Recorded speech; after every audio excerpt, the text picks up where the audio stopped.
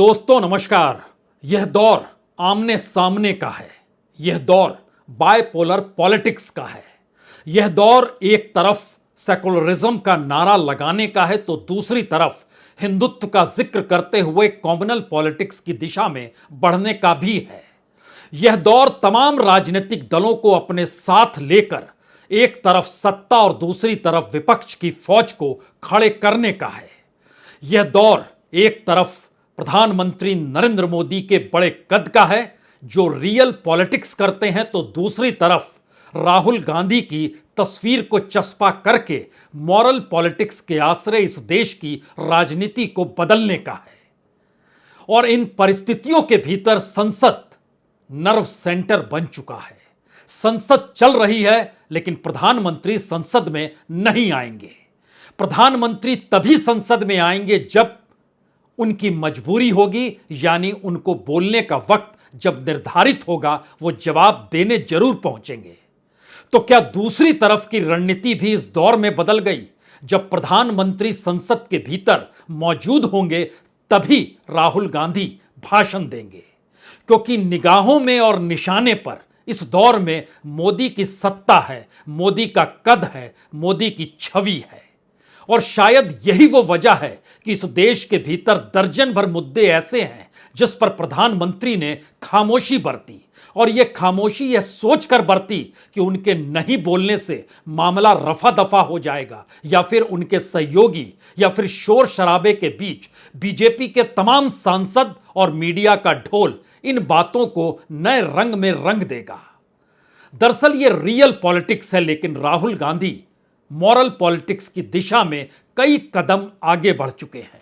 और शायद यही वजह है कि मॉरल पॉलिटिक्स के आगे पहली बार रियल पॉलिटिक्स को नतमस्तक होना पड़ रहा है।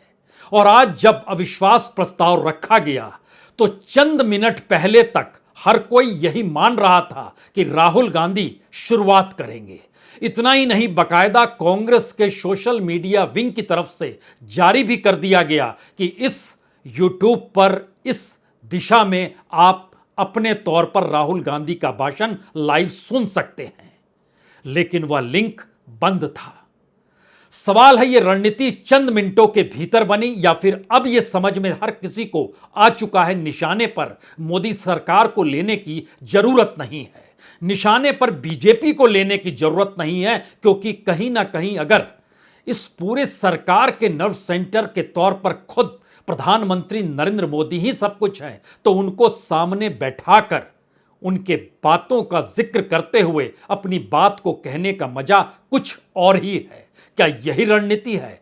अगर ध्यान दीजिए तो इस अविश्वास प्रस्ताव की शुरुआत में ही प्रधानमंत्री मोदी की मौजूदगी सामान्य तौर पर होनी चाहिए, लेकिन प्रधानमंत्री मोदी नहीं आए। वो आखिरी दिन आएंगे जब शाम 4 बजे उनका भाषण तय है 10 तारीख को। और सामान्य तौर पर अगर आप कॉन्स्टिट्यूशन को देखें तो उसमें विश्वास या अविश्वास प्रस्ताव का जिक्र होता नहीं है।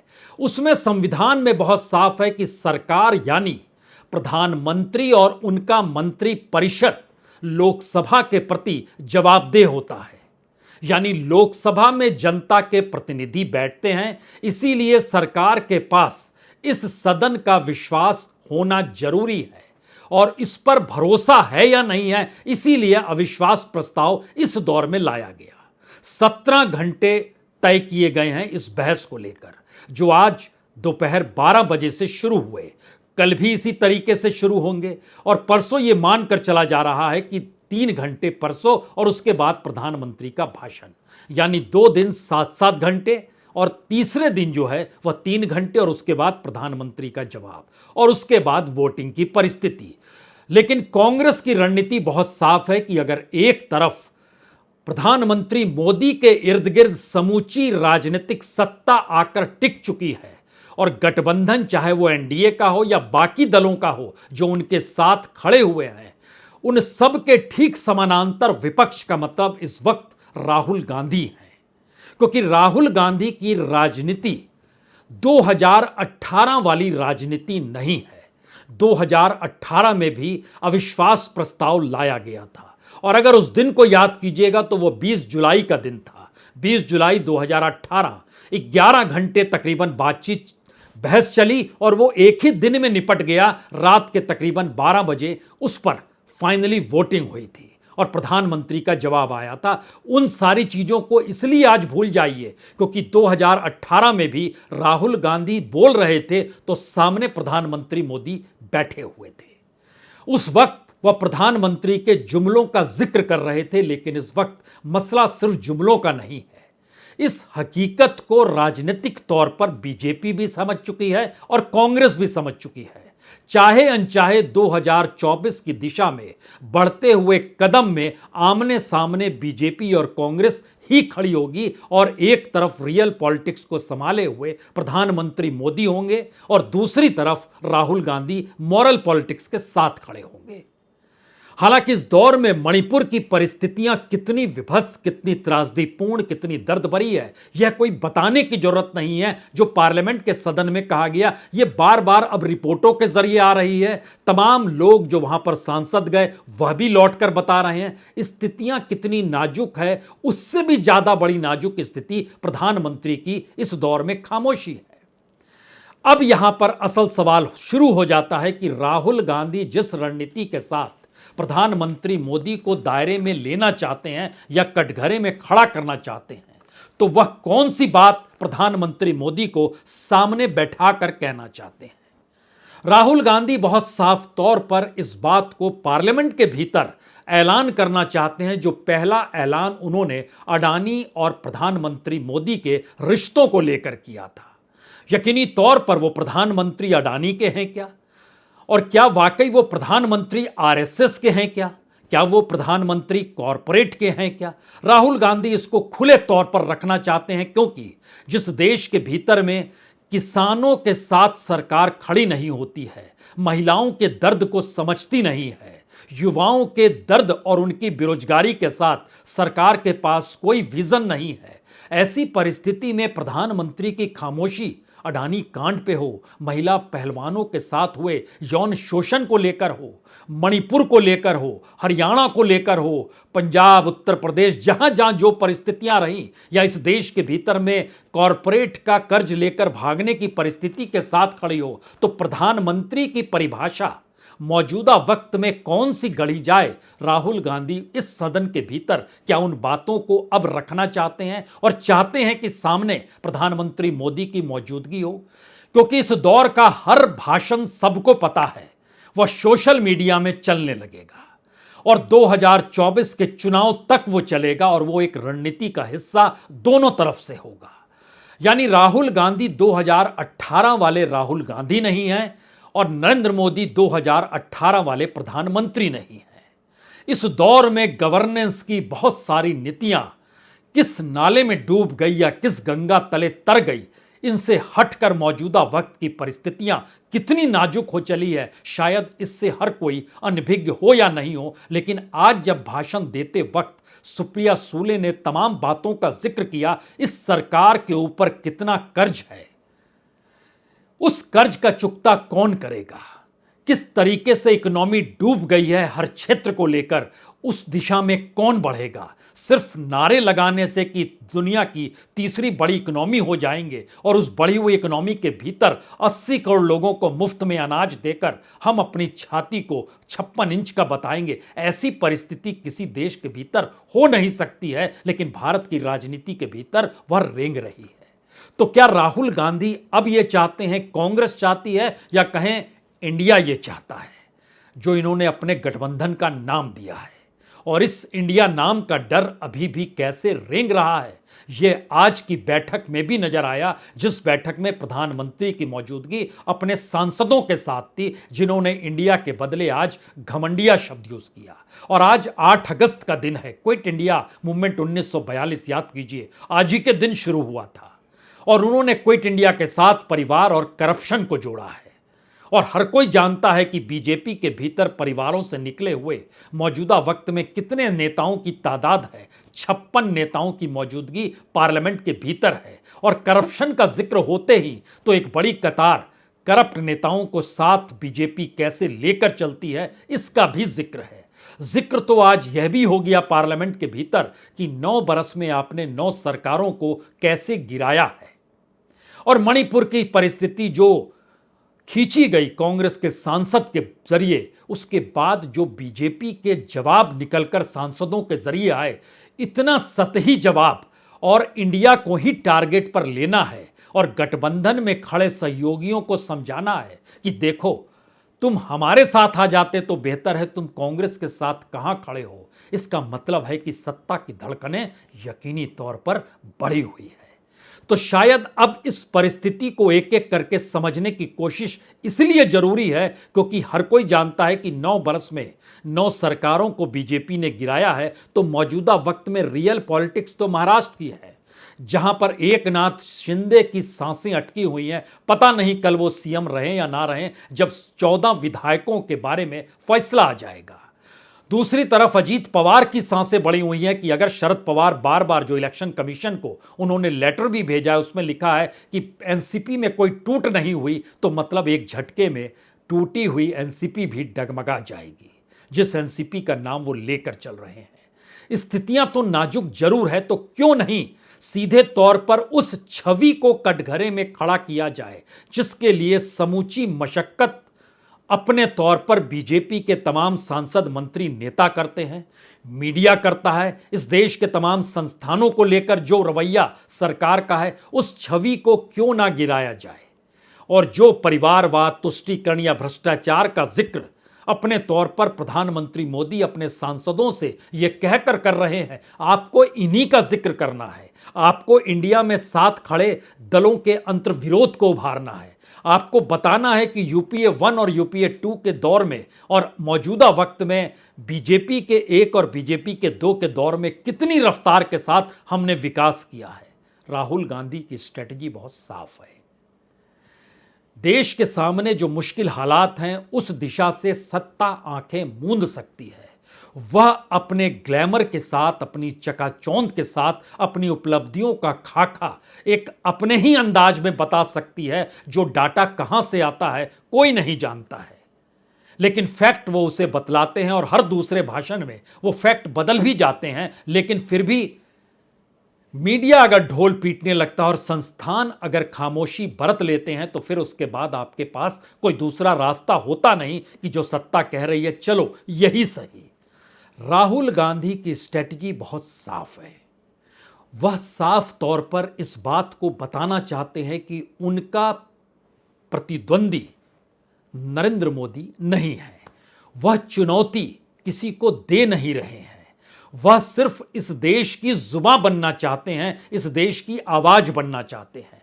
इसीलिए भाषण के तौर तरीकों जिसका इंतजार शायद हर कोई कर रहा है कि राहुल गांधी क्या कहेंगे, किस रूप में करेंगे, तो बहुत साफ है।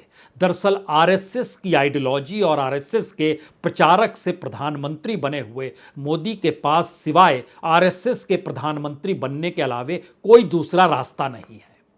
इस दौर में इंडिया को निशाने पर ले रहे हैं और ना जाने कैसे कैसे नए शब्दों का अगर वो इजाद कर रहे हैं, तो उनका राष्ट्रवाद खतरे में है।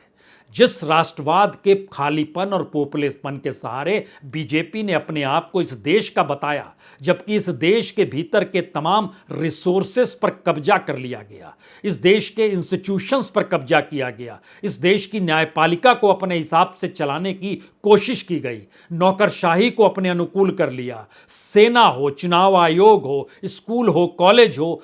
राहुल गांधी उस दिशा में लगातार चीजों को बताना चाहते हैं कि आरएसएस हर चीज पर कब्जा चाहता है, और आरएसएस की अगुवाई करते हुए प्रधानमंत्री मोदी आरएसएस के प्रधानमंत्री बनकर इस देश के भीतर के हर संसाधन को अपने साथ खड़ा करके अपने कॉरपोरेट मित्रों को देना चाहते हैं। तो उनकी नजर में मणिपुर कोई मायने रखता नहीं है।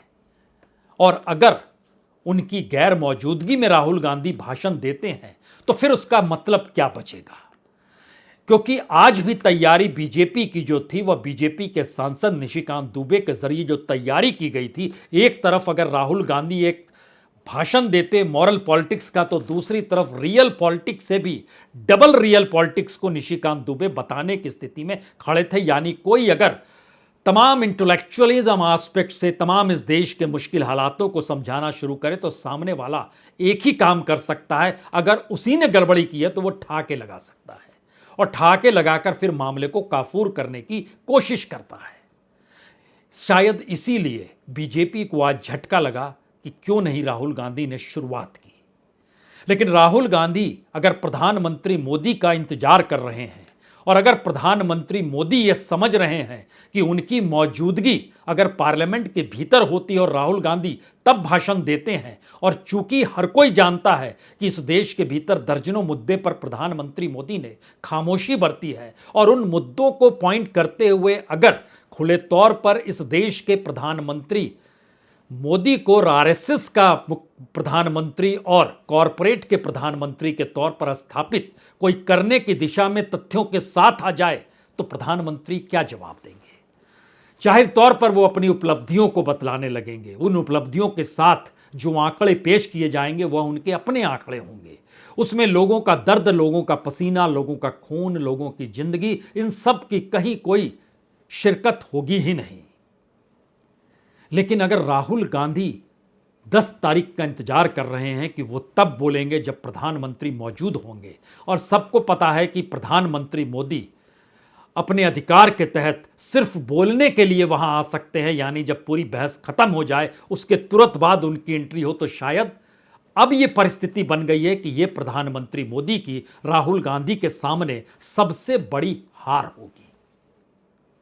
क्योंकि खामोशी बरतने के बाद उस संसद के भीतर ही नहीं आना जिसमें बकायदा संविधान यह कहता है कि प्रधानमंत्री और उनका मंत्रिपरिषद लोकसभा के प्रति जवाबदेह हैं, वहां पर उनके पास इस सदन का विश्वास होना चाहिए, और उनकी मौजूदगी इसलिए होनी चाहिए क्योंकि पार्लियामेंट के भीतर सरकार की मौजूदगी बहुत साफ है कि लोकसभा में जनता के प्रतिनिधि ही तो बैठते हैं। तो क्या जनता के प्रतिनिधि के तौर पर प्रधानमंत्री की गैर मौजूदगी उन्हें जनता का प्रतिनिधि बना देती है?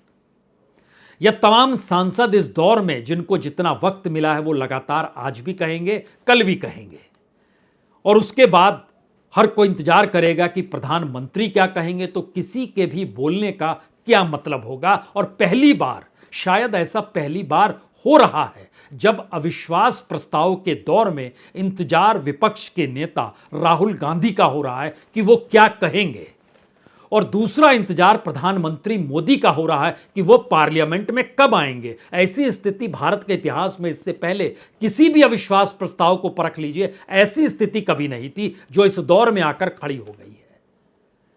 तो क्या यह माना जाए प्रधानमंत्री इस दौर में उस विश्वास को खो चुके हैं, या उस खोए हुए विश्वास को पाने के लिए वह अपनी एक नई रणनीति बना रहे हैं, जहां पर अपनी पार्टी, अपने सांसद, अपने मंत्रियों के आश्रय वह उस बखान को लगातार संसद के भीतर परोस रहे हैं, ये जानते समझते हुए कि उन्हीं बातों को मीडिया दिखाएगा और वही बातें लोगों तक पहुंचेगी। सुबह से लेकर रात तक अखबारों में भी वही छपा होगा और जनता ही उसे सच मान ले। और कई बार जब एक बात को कहा जाता है तो जनता उसको लगता है कि यह ठीक ही है। तो क्या ऐसी स्थिति आ जाएगी?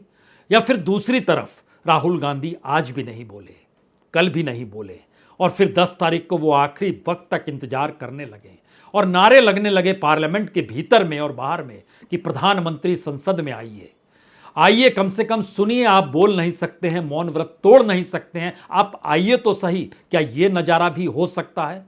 हो सकता है। यह स्थिति भी आ सकती है अगर प्रधानमंत्री पार्लियामेंट में नहीं आते हैं तो, क्योंकि प्रधानमंत्री की मौजूदगी ही सदन के प्रति उस विश्वास को बड़ा करती है जहां पर सरकार इस देश को चला रही है। और इस देश की सरकार को लेकर इस देश के भीतर से उठे हुए सवाल पहली बार बेचैन कर रहे हैं कि जो महिलाओं के शोषण का सवाल उठता था, इस दौर में प्रधानमंत्री ने खामोशी क्यों बरत ली। जो कॉरपोरेट और शेयर बाजार के घपले घोटालों का जिक्र एक वक्त बीजेपी खुले तौर पर करती थी, इस दौर में खामोशी क्यों बरत ली गई।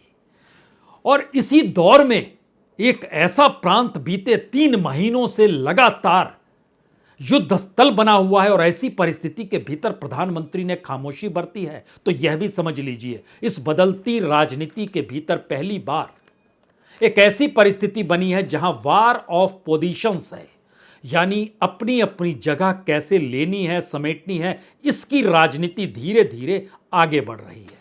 और यही वार ऑफ पोजीशन में राहुल गांधी अपनी पोजीशन को तय कर रहे हैं। सवाल यहां पर यह नहीं है कि लेफ्ट सिकुड़ रहा है यहां पर मायावती यानी बीएसपी गायब हो रही है राजनीतिक पटल से। यहां सवाल यह है कि बीजेपी का अपना बेस स्थिर हो चला है और उस बेस में बांटने के लिए छोटे छोटे राजनीतिक दलों को वह साथ लाकर अपना नैतिक बल बढ़ाना तो चाहते हैं, लेकिन वोट बैंक नहीं बढ़ पा रहा, यह उनके सामने मुश्किल है। दूसरा सवाल यह है कि अगर एक तरफ इंडिया है और दूसरी तरफ एनडीए है और इस इंडिया से घबराहट एनडीए के भीतर है तो वह उसे घमंडिया कह रहे हैं, तो दूसरी तरफ सवाल यह भी है कि अगर हिंदुत्व के आश्रय सांप्रदायिकता का जिक्र था तो पहली बार धर्मनिरपेक्षता और सेकुलरिज्म उसी अंदाज में है जिस अंदाज में आइडिया ऑफ इंडिया इस देश के भीतर चला और कॉन्स्टिट्यूशन उसी आधार पर इस देश में लिखा गया और बनाया गया। यानी एक तरफ सेकुलरिज्म इस दौर में बड़ा नेगेटिव माना जाने लगा था और ध्यान दीजिए वो दोबारा से सामने आकर खड़ा हो गया है, क्योंकि जो हरियाणा में होता है, जो मणिपुर के भीतर होता है, जो देश के अलग अलग प्रांतों में नजर आ रहा है, वो सेकुलरिज्म नहीं बल्कि उसके पीछे कहीं ना कहीं लोगों को बांटने, नफरत फैलाने और कहीं ना कहीं घृणा की राजनीति का अंश है। शायद इसीलिए लोगों के भीतर अब सवाल उस मोहब्बत की दुकान का भी है जिसको लेकर भारत जोड़ो यात्रा के साथ राहुल गांधी ने एक नई राजनीतिक लकीर खींचने की कोशिश की, जो बड़ी लकीर खिंच जाए जिसमें सारी छोटी छोटी लकीरें सिमट कर बैठ जाए। क्योंकि 2018 के अविश्वास प्रस्ताव में राहुल गांधी उसी तरीके की लकीर पर चल रहे थे जो लकीर उस दौर की राजनीति की जरूरत हुआ करती थी, लेकिन मौजूदा वक्त में मौजूदा राजनीति के भीतर राहुल गांधी की राजनीति फिट नहीं बैठ रही है। वह एक दूसरी लकीर खींच रहे हैं, एक बड़ी लकीर खींचने का लगातार प्रयास कर रहे हैं और शायद मौजूदा राजनीतिक रियल पॉलिटिक्स की यह बड़ी हार हो चली है, क्योंकि विपक्ष के तौर पर रियल वर्सेस रियल नहीं टकरा रहे हैं, रियल वर्सेस मॉरल पॉलिटिक्स टकराने की स्थिति में आकर खड़ा हो गया है। यह स्थिति आएगी किसी ने सोचा नहीं था और राहुल गांधी इस राजनीति को जरा साधने की उनकी अपनी रणनीति को समझिए। पार्लियामेंट जब खत्म होगा तो वो वायनाड जाएंगे, अपनी कॉन्स्टिट्यूएंसी में जाएंगे। इससे पहले कई बार वायनाड गए होंगे, लेकिन इस बार वायनाड जाना इसलिए महत्वपूर्ण है क्योंकि उनकी संसद सदस्यता रद्द होने के बाद जब संसद सदस्यता वापस लौटी है तो जो इंतजार पार्लियामेंट के भीतर हो रहा है कि वो क्या कहेंगे, क्योंकि आखिरी मौके पर जो भाषण वो दे रहे थे उस भाषण को सत्ता पचा ही नहीं पाई। प्रधानमंत्री मोदी और इस देश की सरकार ने उन शब्दों को ही गायब करवा दिया, वो भाषण का हिस्सा रहे ही नहीं। ऐसी स्थिति भारत की राजनीति में पहले कहां थी, लेकिन मौजूदा वक्त में अगर आकर खड़ी हो गई है तो आखिर के 3-4 सवाल सबसे बड़े हो चले हैं। पहला सवाल यह है कि क्या वाकई भारत की राजनीति बाइपोलर पॉलिटिक्स में जाकर खड़ी हो चुकी है और तमाम विपक्ष के राजनीतिक दल अब उन्हें भी समझ में आ गया है और इस देश के भीतर में जो छितराए हुए छोटे छोटे राजनीतिक दल थे या खौफजदा, चाहे वो नवीन पटनायक हों चाहे वो जगन रेड्डी हों, उन्हें भी समझ में आ गया है कि आने वाले वक्त में भारत की राजनीति की जो दिशा है हो सकता है वो अपनी जमीन को भी खो बैठे, क्योंकि राजनीति जनता के हिसाब से चलती और जनता राजनीति की परिभाषा को गढ़ने और बदलने की ताकत रखती है। तो क्या ऐसी स्थिति आ रही है, उस दिशा में देश बढ़ रहा है? तो ऐसी स्थिति में क्या बीजेपी दोबारा से पुराने कमजोर स्थिति में आकर खड़ी होगी और कांग्रेस इंदिरा गांधी वाले कांग्रेस के दौर में आकर खड़ी होगी? क्या ऐसा हो सकता है? मुश्किल सवाल है, लेकिन ट्रांसफॉर्मेशन इस देश की राजनीति में हो रहा है। पहला सवाल तो यह है। दूसरा सवाल, रियल पॉलिटिक्स करने के बावजूद भी संसद से मुंह चुराना, इससे पहले किसी भी प्रधानमंत्री को कभी किसी ने देखा नहीं होगा। यह पहली बार हो रहा है। संसद चल रही है, अविश्वास प्रस्ताव रखा जा चुका है, इस देश की बड़ी बड़ी घटनाओं पर समूची दुनिया की प्रतिक्रिया आ गई, लेकिन प्रधानमंत्री मोदी ने खामोशी बरती। यह दूसरी स्थिति है। और तीसरी स्थिति सबसे महत्वपूर्ण स्थिति है। पूरी पार्लियामेंट और सत्ता पक्ष इंतजार कर रहा है कि राहुल गांधी क्या कहेंगे। यानी विपक्ष के नेता के तौर पर यह ऐसी टेस्ट विपक्ष का नहीं सत्ता का हो चला है कि वह उसे काउंटर कैसे कर पाएंगे। और विपक्ष के नेता के तौर पर और चेहरे के तौर पर राहुल गांधी खुले तौर पर चुनौती आज दे बैठे। जब प्रधानमंत्री की मौजूदगी होगी, स्ट्रेटजिकली उन्होंने संकेत की भाषा का यह मैसेज है, जब प्रधानमंत्री मौजूद होंगे तब उन पर कहेंगे, सदन में ना हो मौजूद तो फिर किसी बात को कहने का क्या मजा है। सवाल ये भारत के मजा का नहीं है, सवाल इस देश के भीतर की उस राजनीति का है जिस राजनीति के कटघरे में पहली बार सत्ता और सत्ता के नायक प्रधानमंत्री मोदी खड़े हैं और उसकी धड़कनों को सुनाने के लिए विपक्ष और विपक्ष के नेता के तौर पर राहुल गांधी के शब्दों का इंतजार हो रहा है। इंतजार करिए। इस अविश्वास प्रस्ताव का अंत यकीनी तौर पर इस देश की सियासत को बदले या ना बदले, लेकिन एक नई दिशा देने की तैयारी तो कर चुका है। बहुत बहुत शुक्रिया, बहुत बहुत शुक्रिया।